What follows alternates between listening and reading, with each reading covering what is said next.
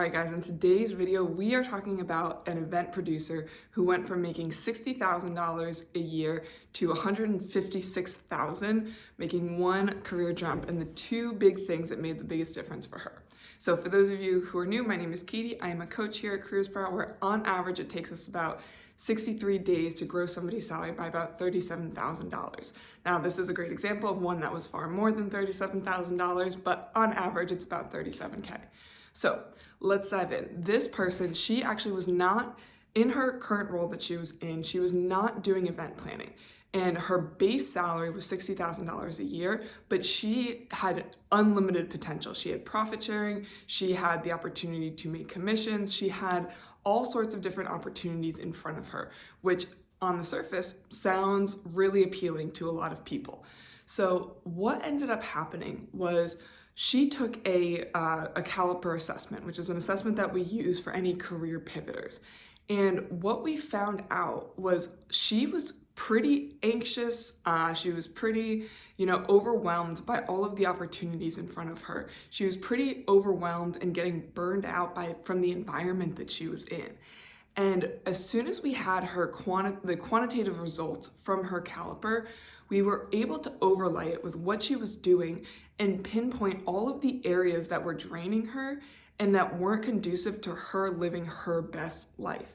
And so that's a really important step for a lot of folks. Is they will find a career path, or they think they're in a career that on paper just sounds like it's perfect for them. Great opportunity, whatever the case may be. But when they're in it, they hate it. And then it's this really uncomfortable feeling of, oh shoot, is this really all there is? Like, this is pretty crummy.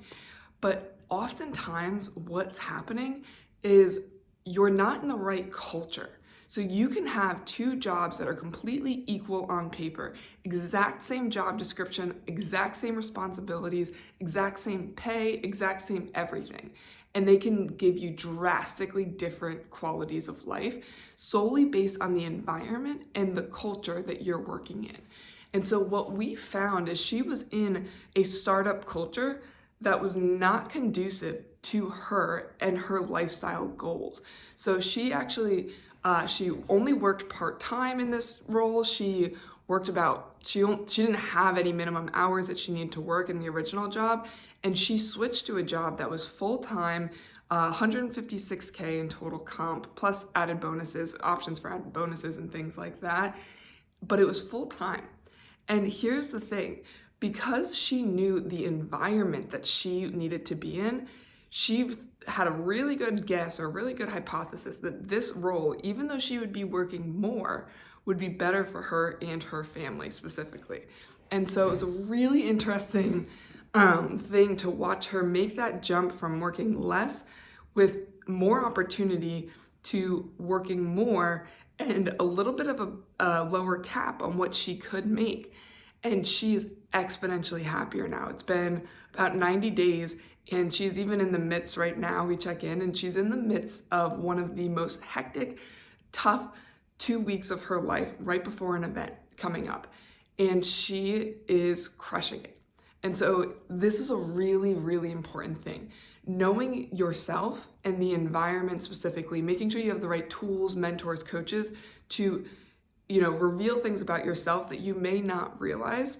And then the second part of this, and this is what's really cool, once you know those things and you have really clearly identified the lifestyle that you want and the environment that's best suited for you, that will be an energy producing environment rather than an energy draining environment, once you've done that, you show up to interviews very differently. Now, this is somebody, she had a time crunch for switching positions. She had there's a lot of financial pressures to make sure that she was making a salary. There's a lot of different things working against her, where a lot of people in those moments would feel nervous, they would feel anxious, and they would show up to interviews and just want to get the first thing the first job offer. They would accept the first job offer they got. What she did was she knew, hey, I'm in a role right now, and I've been in roles that did not suit me, that were energy draining, even though they sounded great on paper. I'm gonna make sure whatever job offer I accept is with a company that has a culture and environment that is not going to drain me. I want to make sure I'm in a culture and an environment and with a team specifically that is going to be energy producing for me. And so when she went into interviews, she showed up differently than all of the other candidates because she was also interviewing them. There was no dramatic, differences in power in the conversation. She was interviewing the interviewer just as much as they were interviewing her. And that's a really subtle thing that most people don't realize the importance of. Now, I'll subscribe if you want added videos, on interview, how to show up in your interviews, questions to ask, things like that. It's too long to go into in this video, but that's something that is a very, very important thing for folks to know, is that you are interviewing the company just as much as they are interviewing you.